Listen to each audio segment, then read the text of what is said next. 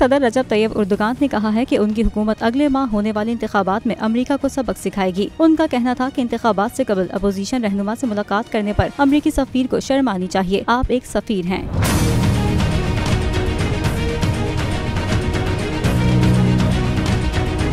Media reports के मुताबिक तुर्क सदर की जानिब से ये बयान अमरीकी सफीर की अपोजिशन रिपब्लिकन पीपल्स पार्टी के सरबराह से मुलाकात के बाद सामने आया। उन्होंने मुलाकात पर सख्त नाराजगी का इजहार करते हुए कहा, अमरीका को तुर्की के मामलात में नहीं पड़ना चाहिए, इसे अकल इस्तेमाल करनी चाहिए।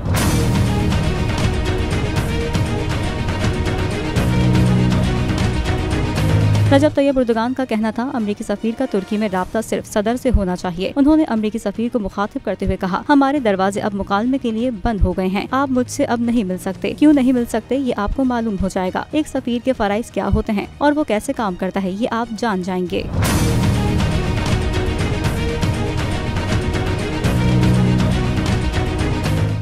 नजर आ रहा है सामने लिखा हुआ जुल्म मिटने के लिए दो चीजों से मिटेगा भाई। एक, अदल की कुर्सी पे जो लोग बैठते हैं ना, वो अदल के हिसाब से फैसले करने लगे। दूसरा, कौम निकल खड़ी उस जुल्म के खिलाफ, तो जुल्म खत्म हो जाएगा। या इन दोनों में से कोई एक चीज हो जाए या दोनों हो जाए। अगर 420 का मुकदमा था, उस वक्त अदलिया में जो लोग बैठे हुए केस देख रहे थे, वो पूछते ना, यार चीट हुआ कौन है? जब उनको दिखता कोई चीट नहीं हुआ, केस खत्म कर देते। तो जालिम जुल्म कर ही नहीं पाता। 9 जजेस ने नोट बिफोर किया मेरे केस को, यार 1.5 साल चला।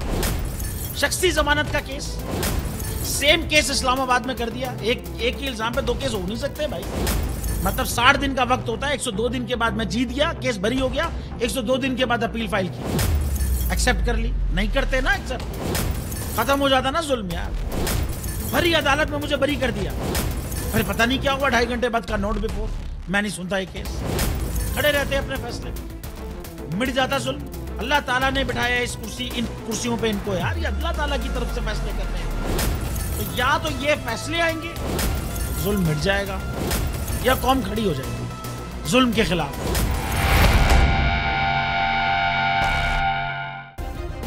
सब्सक्राइब करें और बेल दबाएं ताकि कोई खबर रह न जाए।